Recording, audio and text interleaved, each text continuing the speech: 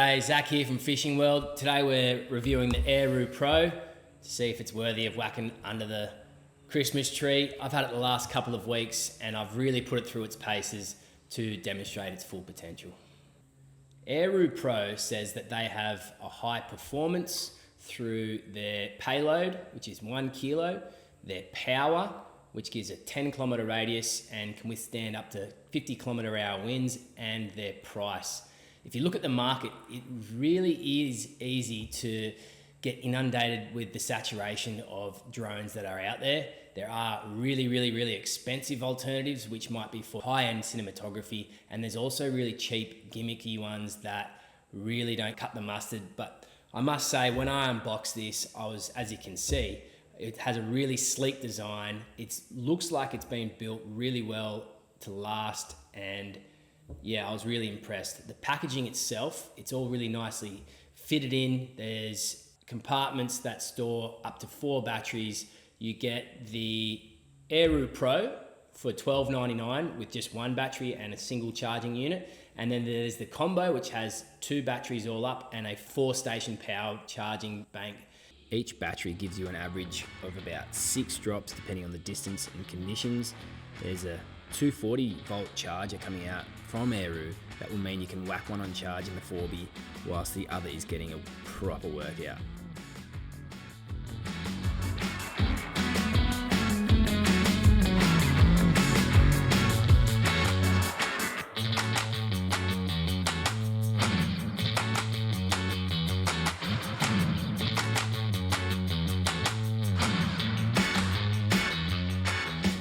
The combo with the extra battery comes in at $15.99, which is really affordable.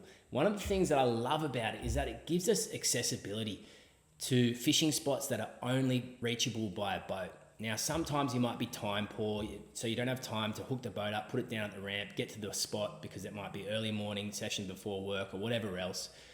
So you can literally get down to a beach and be fishing in 5 minutes at reefs that are fair way offshore. Now, if you've got an overhead reel with a serious line capacity, you can get out 500-600 meters, no worries. And this thing will take you there. I've fished 15 meters of water with this Aeroo Pro. So fishing that's synonymous with boat fishing is accessible with this. Also, not everyone can afford a boat. So having one of these might be, or you might actually not be able to be on the water due to one reason or another. This is a great alternative, which I think we're going to see a lot more of in the future, particularly the fact that this is purpose-built to have that payload. I think it's a massive thing. A lot of other drones have attachments which don't come with a drone, aren't as ingrained into the design. It's a really easy mechanism to turn off and on. There's a button on the machine and there's a button on the controller that just allows that quick release system, and away you go, whooshka.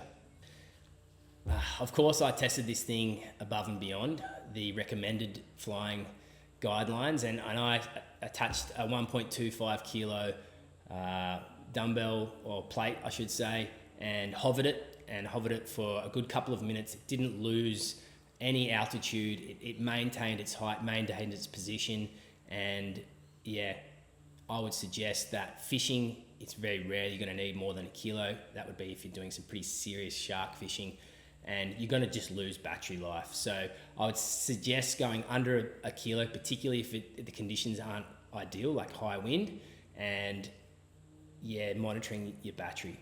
I flew the drone for the second time in a 20-knot nor'easter, and I was reassured and I was confident that it would return to home safely, especially because I was doing a review. I wanted to test it. And the controller AI was giving me feedback that the drone was in high wind conditions and to be cautious.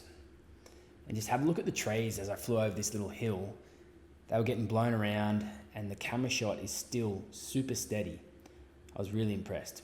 I then used the return to home feature when the drone came back to the location of takeoff. Then it uses the camera to scan for the takeoff pad and land safely. There are 3 flight settings that can be applied to the drone. A filming setting that will help with holding the drone steady for a cinematic appeal, also great for when you're beginning. There's also a normal mode, which is what I used for all the shots in this video, and that was super steady in high winds. The sports mode was something that I haven't explored yet. So the footage is 4K, so you can download that and get really crisp footage. But when you're actually watching from the controller, you get a 2.7K live feed. And now that is really impressive. It means that you can see what's going on directly where the camera's facing and you're across it. So basically I used it for flathead scouting, and I noticed that the flathead would spook if I was too low. So I'd fly the drone higher and then I'd zoom in, and you got 6 times zoom, that is digital zoom, which is great, but the footage quality is going to be hindered if you're trying to capture the flathead. So trying to get to that Goldilocks zone where you can shoot it in 4K if you're trying to capture footage of the flathead or longtail or whatever, barramundi. I know that a lot of people drone fish with barramundi just to spot them and see where they're at. But the zoom is really beneficial to actually identify them without spooking. You can drop your bait using the Payload release button on the back of the remote, or by pressing a button in the app. If you press the button in the app, it also gives you the option to save the drop point. This is super helpful if you've just landed a great fish or you're targeting a specific patch of reef. Just keep going back. You can also pinpoint waypoints on the GPS using the app, and you can get it to fly in certain directions, maybe along a creek from high. You can also go around you at 360 degrees at a set angle and height, so you get really cinematic shots and don't have to worry about actually controlling it and maneuvering the drone. I use Navionics to identify some spots to fish along the beach. So basically we get in the four-wheel drive along and identify isolated bommies that aren't too far away from shore, that are just sand. So a lot of headlands and stuff are rock all the way out, but if you can find those isolated bommies that are going to avoid getting snagged, you could hover above the reef and then you'll see that there's a reef, and you just land your bait on the sand, and you can be really accurate with the drop point.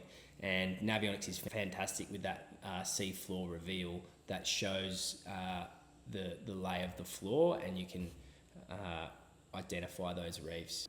Harry from Aeroo has plenty of tutorial videos on their YouTube that help me with my success in flying this drone. From unboxing to your first flight, advanced camera settings, and how to use all of the different flight modes and settings. Go and check them out at aeroodrones.com and jump on their socials to have a look at them in action. This machine is awesome, I must say. It is really powerful. I was really confident using it. It's easy to use. It's really reasonably priced, and the payload is perfect for fishing. I just found, putting the baits on, taking them off is too easy, and it was a dream to use. So highly recommend giving it a crack.